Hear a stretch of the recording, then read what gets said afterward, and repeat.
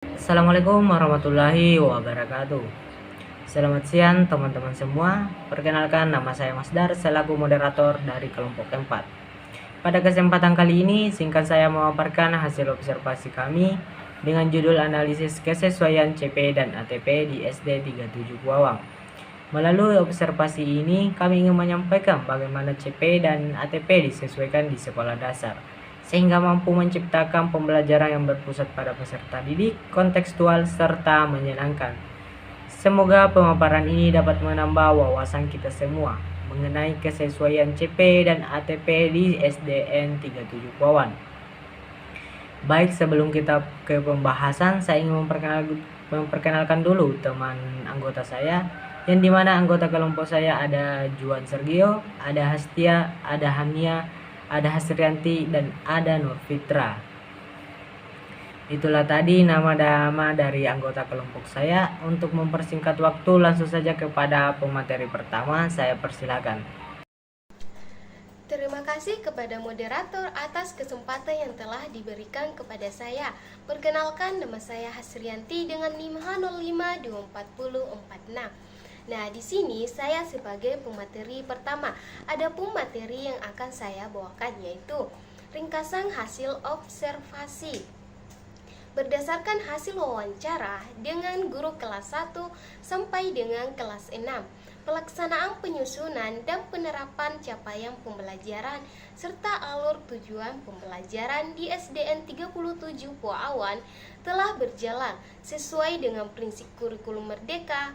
CP digunakan sebagai acuan utama dalam merancang pembelajaran, sementara ATP disusun menyesuaikan karakteristik, kebutuhan, dan kemampuan peserta didik. Proses penyusunan dilakukan secara kolaboratif antara guru, kepala sekolah, dan komunitas belajar. Pembelajaran berlangsung aktif, kontekstual, dan memanfaatkan lingkungan sekitar. Guru melaksanakan asesmen formatif, sumatif, dan proyek, serta melakukan refleksi untuk perbaikan pembelajaran. Penerapan 8 dimensi profil lulusan juga tampak dalam kegiatan sehari-hari. Siswa seperti doa bersama, gotong royong, kreativitas karya, kemandirian, dan komunikasi. Selanjutnya saya kembalikan kepada moderator. Baik, terima kasih kepada moderator. Langsung saja, yang kedua itu aspek yang sesuai dengan kurikulum merdeka. Yang pertama, CP menjadi pedoman utama dalam penyusunan pembelajaran di seluruh kelas. Kedua, ATP disusun menyesuaikan kemampuan dan kebutuhan siswa berdasarkan hasil asesmen awal. Ketiga, penyusunan dilakukan kolaboratif melalui diskusi guru, kepala sekolah, dan KKG atau Kombel. Yang keempat itu pembelajaran bersifat aktif, menyenangkan, dan kontekstual dengan memanfaatkan lingkungan sekolah. Yang kelima, asesmen dilaksanakan secara beragam seperti formatif, sumatif, observasi, dan proyek. Dan yang kelima itu dimensi profil lulusan tampak dalam praktik sehari-hari. Seperti yang pertama itu keimanan dan ketakwaan, berdoa sebelum dan sesudah belajar, salat berjamaah, dan kegiatan ekstrakurikuler hifzil. Dan yang kedua, kewargaan dan gotong royong seperti piket kelas dan kerja bakti menjaga kebersihan sekolah. Ketiga, kemandirian, tanggung jawab terhadap tugas dan disiplin waktu. Keempat, kreativitas dan penalaran kritis, membuat karya dari daun kelapa menjadi tempat sampah. Kelima, kolaborasi dan komunikasi, kerja kelompok, diskusi, dan presentasi hasil karya. Keenam, kesehatan, yang dimana pembiasaan olahraga pagi dan menjaga kebersihan diri. Dan yang terakhir itu refleksi pembelajaran dilakukan secara rutin melalui komunikasi belajar atau kombel. Selanjutnya saya kembalikan kepada moderator. Perkenalkan, nama saya Juan Sergio dengan NIM H05243110. Di sini saya akan melanjutkan materi dari teman saya, yaitu nomor 3, aspek yang belum sesuai gap atau kesenjangan. Yang pertama, ada sebagian guru masih kesulitan memahami penyusunan ATP secara mendalam. Beberapa guru mengaku masih menyesuaikan dari contoh yang diberikan sekolah atau pelatihan tanpa benar-benar memahami alurnya. Refleksi pembelajaran belum dilakukan secara rutin di setiap kelas. Berikutnya, guru menyebut refleksi baru dilakukan oleh sebagian guru yang aktif di komunitas belajar, belum merata di semua fase. Berikutnya, pemanfaatan teknologi pembelajaran masih minim. Guru menyampaikan belum terbiasa menggunakan aplikasi pembelajaran atau perangkat digital untuk perencanaan dan asesmen. Lalu, pelaksanaan pembelajaran aktif belum konsisten di semua kelas. Masih ada guru yang dominan menggunakan metode ceramah karena keterbatasan waktu dan sarana.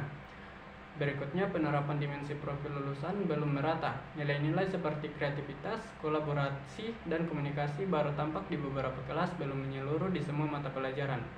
Baik, sekian dari saya serahkan ke pemateri berikutnya. Baik, terima kasih atas kesempatan yang diberikan. Perkenalkan, nama saya Astia dengan NIM H0524056. Nah, materi selanjutnya adalah analisis penyebab kesenjangan. Yang pertama, kurangnya pelatihan mendalam tentang penyusunan CP ATP. Guru menyatakan hanya sebagian yang pernah mengikuti pelatihan kurikulum merdeka, sehingga pemahaman teknis masih berbeda-beda. Yang kedua, fasilitas dan literasi digital masih terbatas. Sebagian guru belum terbiasa menggunakan laptop dan aplikasi daring dalam menyusun atau menyimpan dokumen pembelajaran. Yang ketiga, waktu guru terbatas karena beban administrasi. Beberapa guru mengatakan waktu untuk memperbaiki dan merevisi ATP sering terbatas karena fokus pada tugas administrasi. Yang keempat, supervisi dan pendampingan masih jarang dilakukan. Guru mengaku pendampingan dari kepala sekolah atau pengawas belum rutin, sehingga evaluasi penyusunan CP dan ATP belum optimal. Baik, untuk itu saya serahkan kepada pemateri selanjutnya. Baik, terima kasih atas kesempatan yang diberikan. Perkenalkan, nama saya Nur Fitrah dengan NIM H0524545. Langsung saja materi selanjutnya itu rekomendasi perbaikan dan refleksi kelompok. Mengadakan pelatihan lanjutan tentang penyusunan CP ATP dan asesmen berbasis proyek. Mendorong penggunaan platform digital Merdeka Mengajar atau Google Drive untuk penyimpanan dan refleksi pembelajaran. Mengoptimalkan KKG atau Kombel sebagai wadah refleksi dan berbagi praktik baik. Mengembangkan pembelajaran aktif berbasis lingkungan dan kontekstual agar semua dimensi profil lulusan tercapai. Meningkatkan supervisi dan pendampingan kepala sekolah serta pengawas dalam evaluasi kurikulum. Selanjutnya, saya serahkan kembali ke moderator. Itulah tadi pembahasan kami mengenai CP dan ATP. Selanjutnya saya akan memaparkan pada bagian kesimpulan. Berdasarkan hasil wawancara dengan guru kelas 1 sampai 6 di SDN 37 Puawan, dapat disimpulkan bahwa penyusunan dan penerapan capaian pembelajaran atau CP serta alur tujuan pembelajaran atau ATP telah mengacu pada prinsip kurikulum merdeka. Namun masih terdapat beberapa kendala di lapangan. Guru sudah memahami dasar CP dan berupaya menyesuaikannya dengan karakteristik siswa, tetapi belum semua mampu menyusun ATP secara runtut dan mendalam. Pembelajaran aktif dan kontekstual sudah berjalan, namun refleksi dan pemanfaatan teknologi masih terbatas. Dokumentasi CP sampai ATP umumnya masih dilakukan secara manual dan penguatan dimensi profil lulusan belum merata di semua mata pelajaran. Faktor penyebab utama kesenjangan ini adalah kurangnya pelatihan lanjutan, keterbatasan sarana digital, waktu guru yang terbatas, serta belum optimalnya supervisi dan pendampingan.